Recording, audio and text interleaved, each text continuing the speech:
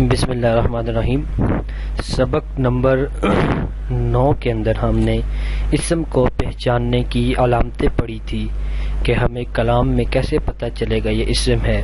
اب دوسری چیز ہے فعل، کہ فعل کو پہچاننے کی علامتیں کیا، ہمیں کیسے پتہ چلے گا کہ یہ فعل ہے یا یہ اسم ہے یا یہ حرف ہے۔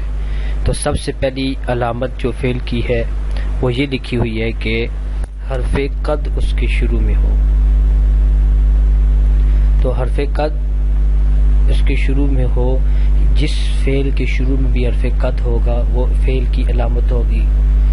جیسے یہ دیکھیں قد ضربہ، اب ضربہ فعل ہے یہ لیکن یہ جو قد لگا ہے یہ علامت کے طور پہ ہے کہ یہ فعل کی علامت ہے۔ تو جس فعل کے شروع میں حرف قد آ جائے تو یہ فعل کی علامت ہوگی۔ یا سین ہو جس فعل کے شروع میں، جیسے یہ دیکھیں سین، اب آگے یضربو، یہ پورا یضربو یہ صیغہ ہے یہ پورا، تو یہ جو سین ہے یہ علامت کے طور پہ ہے۔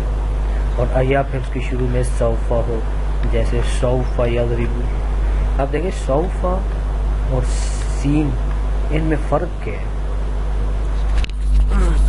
تو سین جو سے ہے وہ فعل کو مستقبل قریب کے معنی میں کرتے ہیں، بعض علماء کی رائے یہ ہے، اور سوفا جو سے ہے وہ مستقبل بعید کے لیے آتا ہے، جیسے سیضرب ان قریب وہ مارے گا کیا مطلب کہ ابھی وہ مارے گا تھوڑی دیر تک، کیا کل مارے گا۔ لیکن سوف بعید کے لیے آتا ہے، مثلا ان قریب وہ مارے گا کیا مطلب، یعنی وہ تمہیں 2 دن بعد مارے گا، چوتھے دن مارے گا۔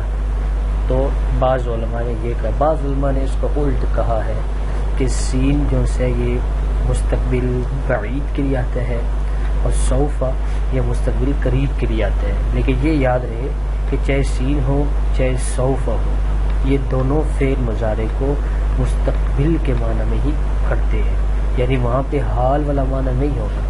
ویسے یہ مضارع کا جو سیکھ ہے اس کے اندر حال اور مستقبل دونوں کے معنی ہوتے ہیں، سین کو ہٹا کے۔ مثال کے طور پر میں کہتا ہوں یضرب مارتا ہے یا مارے گا، جو آدمی آپ کو ابھی مارے گا اس کے موقع بھی ہم یضرب بولتے ہیں، اور جو آدمی آپ کو کل مارے گا اس موقع بھی ہم یضرب بولتے ہیں۔ لیکن جب سین داخل ہو جائے گا تو یہ اس بات کی دلیل ہوگی کہ جو مارنے والا ہوگا وہ کل ہی مارے گا، آج نہیں مار سکتا، فی الحال وہ نہیں مار سکتا۔ تو اس میں حال والا معنی ختم، اب صرف اور صرف یہ مستقبل کے لیے خاص ہو جائے گا۔ اسی طرح سوفا داخل ہو جائے تو مضارع کے جو 2 معنی ہیں حال اور مستقبل، ان میں سے حال ختم، صرف اور صرف مستقبل کا معنی ہوگا۔ یہ تو اس کے متعلق تفصیل تھی۔ آگے حرف جزم اس کے شروع میں ہو، جیسے لم یضرب، اب دیکھیں یضرب فعل تو اس کے شروع میں حرف جزم آ گیا، تو حرف لم کا آنا یہ بھی فعل کی علامت۔ یا فعل کے ساتھ ضمیر مرفوع متصل ملی ہوئی ہو، ضمیر مرفوع متصل ملی ہوئی ہو، یہ آگے آئیں گی ضمیریں، جیسے ضرب تو، یہ دیکھو تو، تی، تا، یہ ساری ضمیریں ہیں جو اس فعل کے ساتھ، دیکھیں اصل سیغہ ہے ضربہ، یہ دیکھیں ضربہ تک سیغہ ہے، آگے جو ہے نا یہ تو، تی، تا، یہ ضمیریں ہیں، تو جہاں جہاں پر بھی تو فعل کے ساتھ آئے، تی آئے، تا آئے، یہ ساری فعل کی علامت ہے۔ یا تائے ساکن اس کے آخر میں ہو، جیسے ضربت، اب دیکھیں ضربت سیغہ ہے، یہ صرف اتنا ادھر تک، اس سے آگے یہ جو تا ہے یہ علامت ہے، یعنی تائے ساکن ہے، تو اگر یہ بھی ہو تو یہ بھی فعل کی علامت شمار کی جائے گی۔ اور یا امر ہو، امر کہتے ہیں جس میں کسی کو حکم دیا جائے کسی کام کے لیے، جیسے اضرب، اب امر ہے تو مار، اب ہم دوسرے کو حکم دے رہے ہیں مارنے کا، تو یہ بھی فعل کی علامت ہے، امر ہونا بھی۔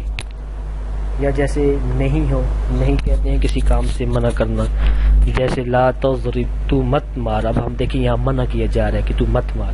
یہ تو انہوں نے مستقل علامتیں لکھی ہیں جو زیادہ استعمال ہوتی ہیں، لیکن اس کے علاوہ بھی علامتیں ہیں، وہ میں بیان کر دیتا ہوں آپ کی علم میں اضافے کے لیے۔ مثلا اس کے علاوہ علامت ہے کسی سیغے کی گردان ہونا، جیسے ضربہ، ضربا، ضربو، ضربت، ضربتا، یہ گردان ہونا بھی فعل کی علامت ہے۔ اسی طرح کسی فعل کے شروع میں لن آ جائے، حرف لن، لن یضربا، لن یضربا، لن یضربو، یہ جو سے ہے نفی، بلند، تاکید، یہ ساری کردان جو سے فعل کی علامت۔ اسی طرح کسی کے آخر میں نون آ جائے، جیسے ضربنا، مفتوحہ، نون پہ زبر، یہ بھی فعل کی علامت ہے۔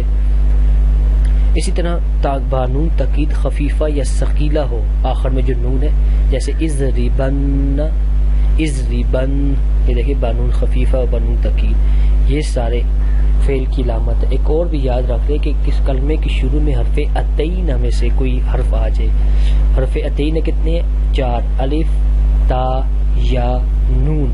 الف کی مثال اضربو، دیکھیں ضاد سے پہلے حمزہ، اور تا کی مثال تضربو، دیکھیں تا، اور یا کی مثال یضربو، اور نون کی مثال نضربو۔ یہ ساری فعل کی علامتیں ہیں جو یہاں ذکر نہیں کی ہوئی، لیکن آپ اپنے علم کے طور پہ انہیں مزید محنت کرنی ہے۔